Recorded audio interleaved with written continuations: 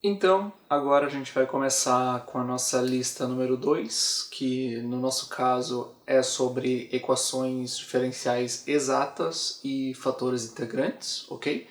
Então, a gente já começa com esse exercício aqui, exercício 1, item A,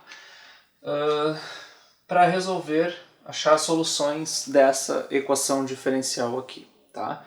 Só para lembrar então como é que funciona a questão o método de resolução para equações exatas, tá? É o seguinte, primeiro vamos só assumir que y' vai ser escrito como dy dx e vamos multiplicar essa equação por dx de forma a deixar um termo em dx e outro em dy, da seguinte forma.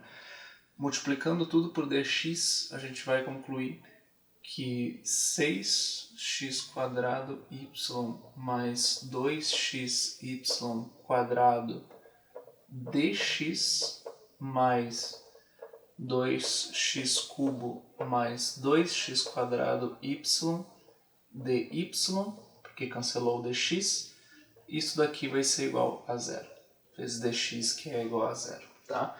Então, só para dar uma breve revisada no método aqui, o que a gente vai esperar?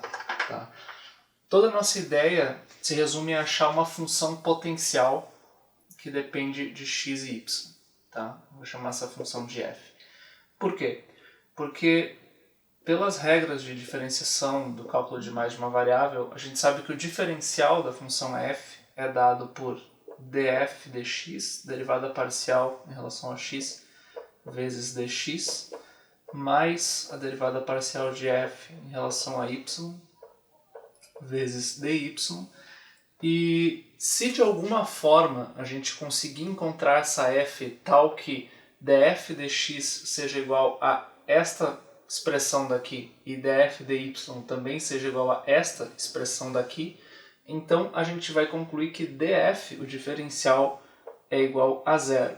E como o df, ou seja, a variação da função f grande é igual a zero, isto daqui implica que a nossa função f de xy vai ser igual a uma constante arbitrária, ok? Integrando aqui esses dois lados, tá?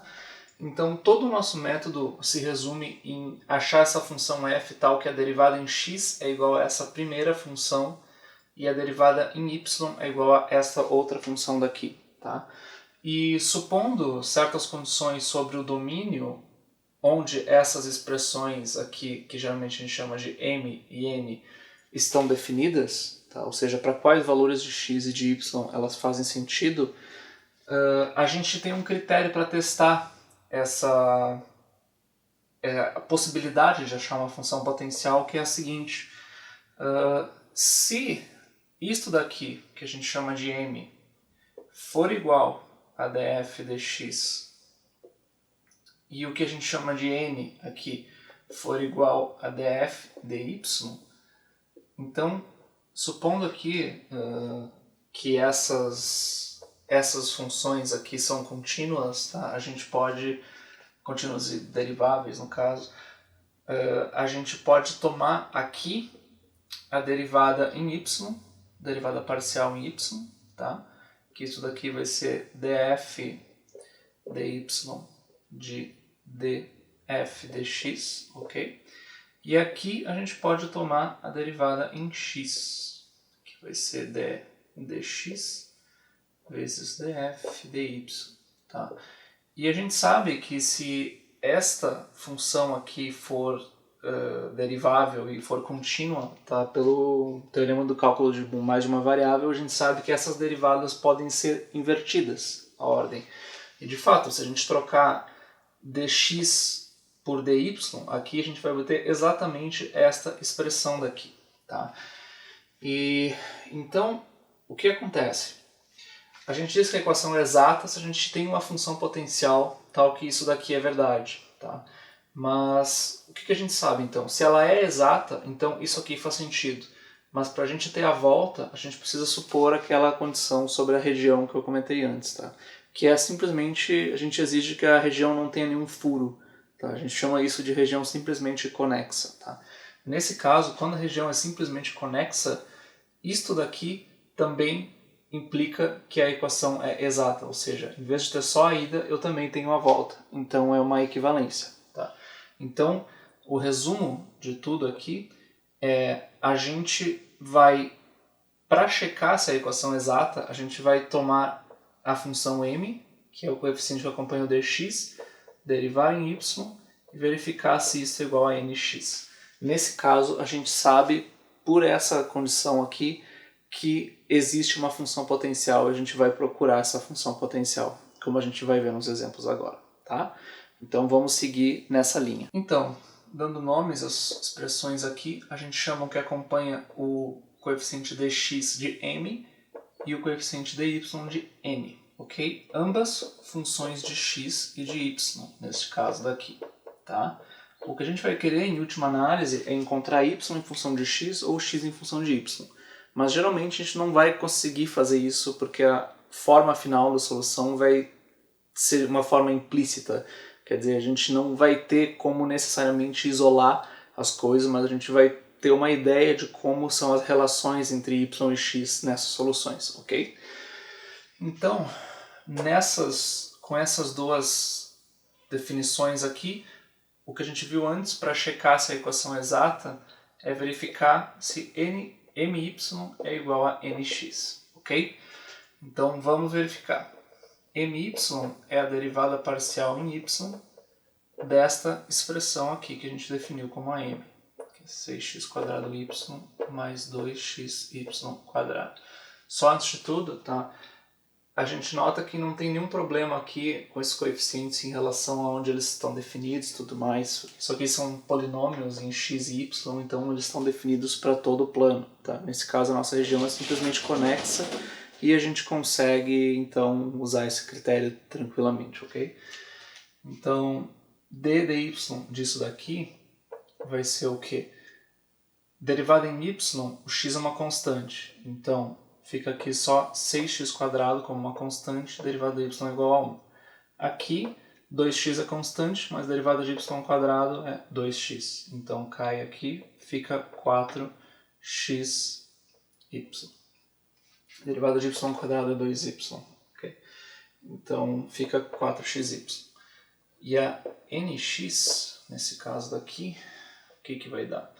Vai ser a derivada em x, então, desta outra expressão aqui, que é 2x³ mais 2x² y. Tá? Derivando isso em x, vai ficar 3 vezes 2x², que é 6x², e derivando em x aqui vai ficar 4xy. Tá? E de fato, então, a gente comprovou que esses dois caras são iguais. Então a gente sabe que existe uma função potencial. Lembra o que era existir uma função potencial, né? A gente tinha então que este cara que acompanha o dx era a derivada parcial da função potencial em relação a x. E o coeficiente que acompanha o dy era a derivada parcial em relação a y daquela função potencial. Então o que a gente tem? A gente tem que a nossa derivada em x da função potencial é igual a m, que é 6x² y mais 2xy², e a derivada em y é igual a n, que é 2x³ mais 2x² y. Tá? E o que a gente vai fazer agora é escolher um desses caras aqui para começar e realizar uma integração parcial apenas na variável que a gente quer tirar dessa derivada aí. Então, vamos ver aqui. Ó. Aqui a gente teria que integrar em x. Tá? E a gente tem aqui dois termos envolvendo x. Aqui a gente teria que integrar em y, tem só um termo envolvendo y, então vai ser mais fácil de integrar. Então eu vou começar por essa segunda aqui. O que vai acontecer? Integrando em y, então a gente conclui que a f vai ser igual a integral de 2x³ mais 2x², tudo isso em relação a y, mantendo x como constante, isso é importante. Tá? Então, 2x³ é uma constante, então a antiderivada disso aqui vai ser 2x³ y. E como eu tenho y aqui, vai ficar y² sobre 2, cancela com este 2. Então vai ficar x² mais x² y ao quadrado. E agora viria a nossa constante de integração. Mas notem uma sutileza aqui. Essa integral ela é uma integral parcial, ou seja, a gente está considerando x como constante aqui. Então, uma constante real não é a constante mais geral possível para essa integral aqui. Porque, o que isso quer dizer? Quer dizer que isto daqui, quando a gente deriva em y, vai dar isso que está aqui dentro. Tá? Mas se eu tiver qualquer função de x, por exemplo, uma c de x, se eu derivar em y, isto daqui automaticamente vai sumir, porque não tem dependência nenhuma em y.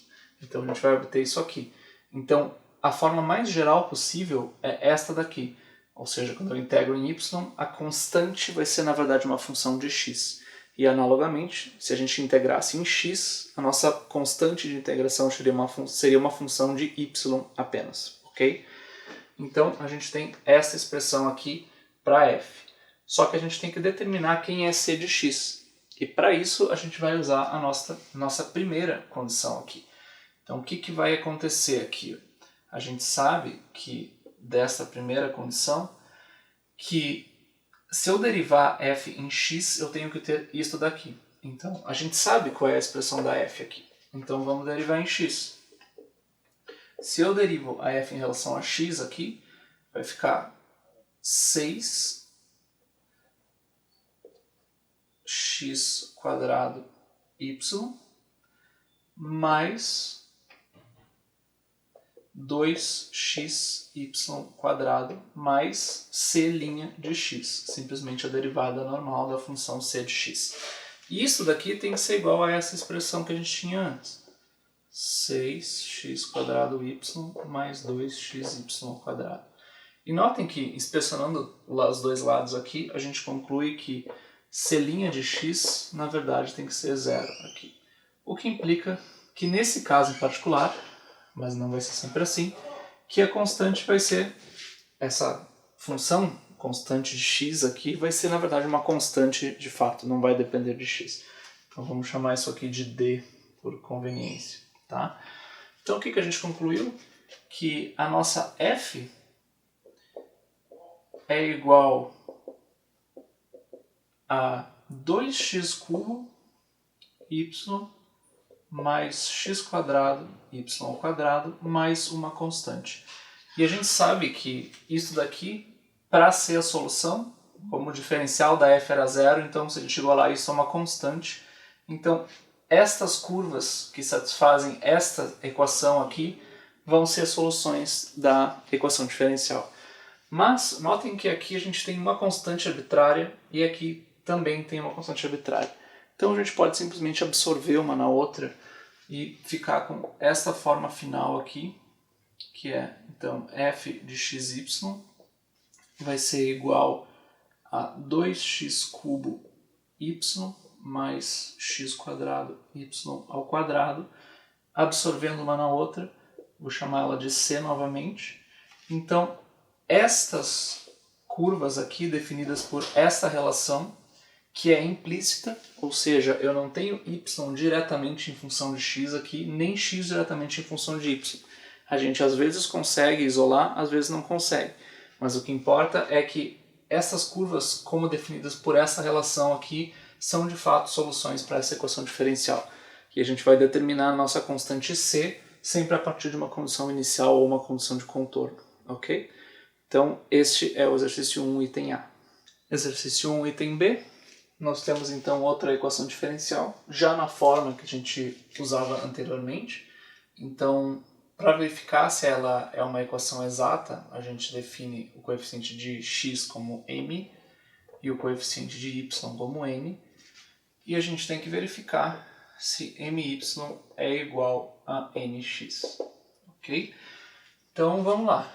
Derivada em y dessa expressão, o que acontece? Como x é constante, fica 2x e na y menos seno de x.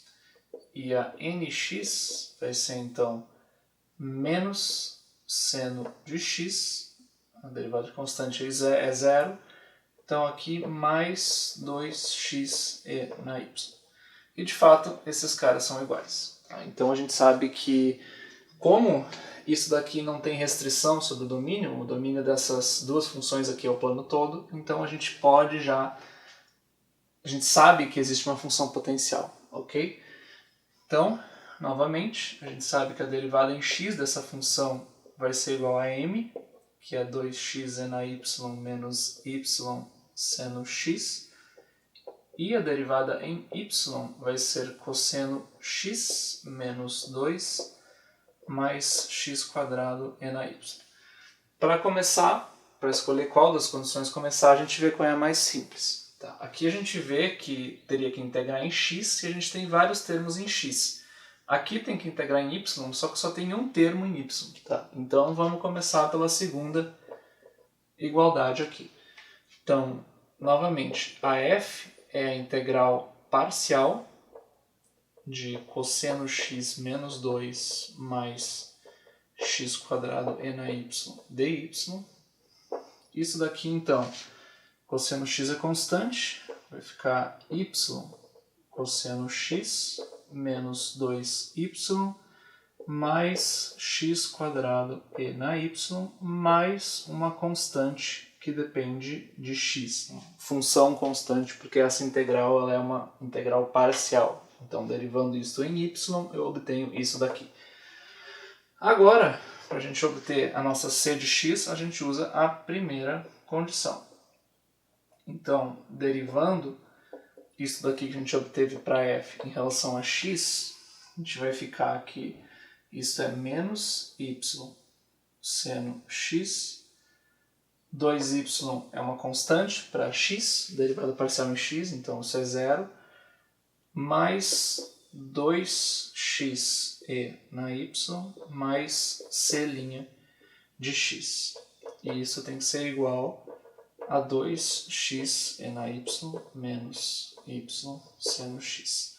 Novamente, aqui a gente conclui que o c' tem que ser zero e, portanto, novamente, o c de x vai ser uma constante arbitrária apenas. Tá? E, portanto, a nossa f de x e y é determinada como y cosseno x menos 2y mais x quadrado e na y mais uma constante arbitrária, isso tudo igual a uma constante, porque o diferencial da f é igual a zero.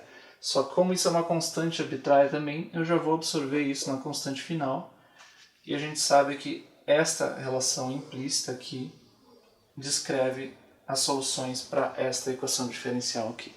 Então está resolvido o exercício.